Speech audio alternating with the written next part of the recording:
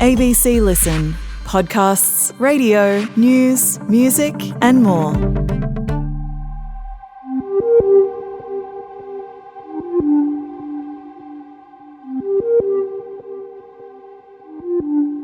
A desperate appeal, how a Japanese court has heard the plea of an Australian woman.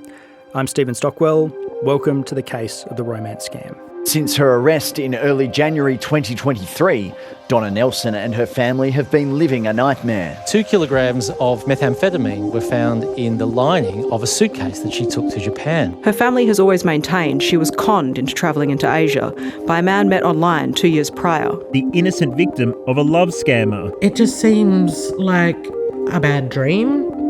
I've never thought that she would have ever been involved in this. This morning, Perth woman Donna Nelson woke up in a Japanese prison, serving 6 years for drug trafficking after 2 kilos of meth was found in her suitcase. She was found guilty in December last year, but her family says that she was tricked into transporting the drugs by a man she'd been talking to online for 2 years, Kelly, a man that she'd even discussed marrying. As we heard in our last episode, the case of the romance scam, that did not sway the court. So Donna's last chance for her to clear her name was to appeal the verdict. Her lawyers have made that case, and today the court handed down its judgment. To find out what has unfolded, I'm joined by James Oaten, the ABC's North Asia correspondent, who is outside the court building in Tokyo. James, thank you for joining us and making time to update the case of. My pleasure.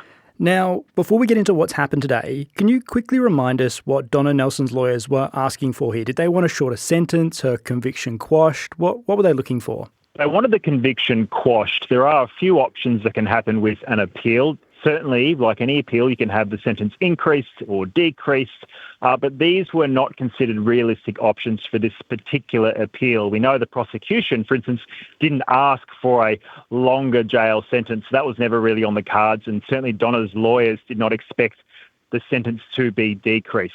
The options really were, would the appeal be upheld, meaning Donna gets off, or would it be dismissed, meaning Donna goes back to her Tokyo jail cell?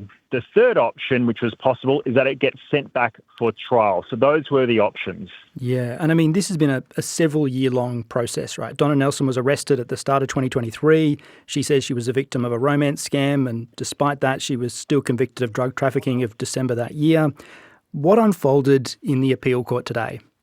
Well, first of all, I guess Donna Nelson herself was optimistic. She's been quite optimistic throughout this whole process, despite being in this jail cell, as we've gone over before, with around 23 hours a day or more in solitary confinement. These are really tough conditions that Japanese prisons have. But despite that, she's been quite optimistic throughout this whole process. And her daughters tell us that this optimism has affected the whole family, that before today's verdict, they too were holding on to optimism.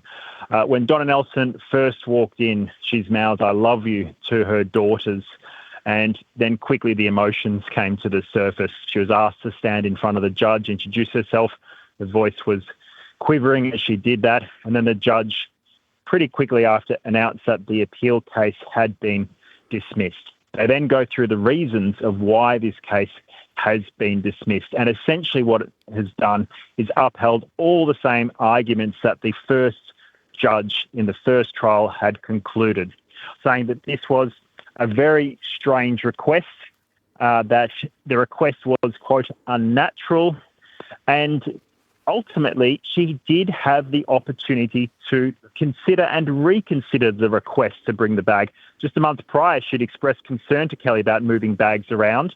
So a month later, she suddenly agreed to move a bag. The court here in Tokyo has found that to be quite odd. So ultimately, like the first trial, they have concluded that she acted negligently, that she put a lid on her doubts. She must have known something was suspicious about what she was doing. She should have said no. We go through everything that unfolded in those trials in our previous episodes of the case of the romance scam. I'll put a link to them in the ep description so you can get back and, catch up on all of this, hear all of these, James and Olivia Rousseau from Australian Story talking us through that. I mean, James, you're talking about how the court here has kind of backed up, what we talked about in those episodes. Did it take long today to get through all of this? Took about half an hour, 40 minutes to go over. But I must say I didn't find that the judge didn't make clear any further evidence against Donna's case other than repeating that line that this was an unusual request and that she must have had doubts, even saying things like, she didn't display any, cognitive issues. So for a normal person, you can say, well, of course, bringing a bag from one country to another for someone you've never met, that's odd and you shouldn't do it. And that's what the judge here has essentially declared, that you are a reasonable person, so therefore you should have known better. It's important to note, though, that in this appeal, we had evidence from a love scam expert, Professor Monica Whitty from Monash University, and it went into great detail about the extent of these love scams, the criminal networks that confuse and dupe their victims. This was not an overnight thing. This was 2 years in the making, 2 years of messages between this man called Kelly and Donna Nelson.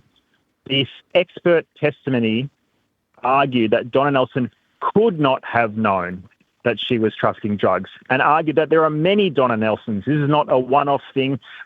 One person has acted a bit stupidly. This happens all the time.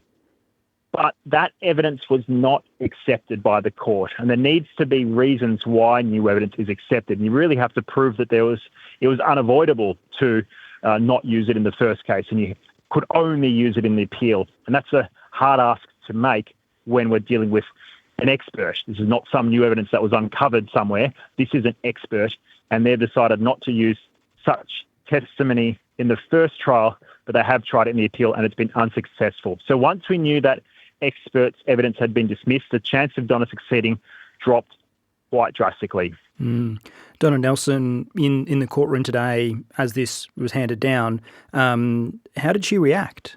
It was hard for me to say, sorry, because she had her back to me. She was fronting the court, but you could see the distress from the daughters. Look, they were considering this was an option. So they've always been thinking of the various outcomes that can happen. What can happen now? Well, she can appeal. She has 14 days to do so, or they can focus their efforts on bringing Donna home in a prisoner transfer scheme. You cannot get that process underway while there's an appeal process. That's a difficult decision to make. Yep. So they've not been able to put in that formal request because there's been an appeal. So it's another delicate decision. Do we appeal again to an even higher court, or do we cut our losses and focus on trying to get Donna back to Australia as quickly as possible, even if that means prisoner transfer? James, thank you so much for joining us from outside the court in Tokyo for this episode. We'll have you back next week with Olivia Russo from Australian Story to unpack a bit more about what this means for Donna, hear how the family's taken the news, and look a bit deeper into some of those next steps. So make sure you grab yourself the ABC Listen app so you're first in line for that episode on Tuesday. And if you have any questions, please email thecaseof@abc.net.au. We're planning a special Q&A episode where we answer all of your questions for next Thursday as well, so please get in touch and we'll be back in your feed soon.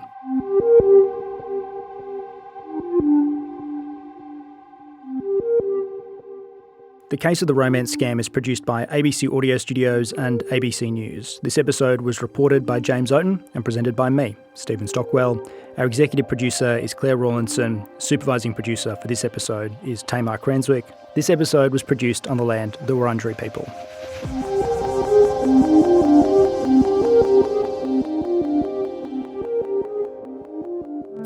Hi, I'm Sam Hawley, host of ABC News Daily. It's a podcast explaining one big news story affecting your world in just 15 minutes. From ABC investigations to politics, the cost of living, to major global events. Expert guests and journalists join me to explain why the world works the way it does. Follow the ABC News Daily podcast on the ABC Listen app.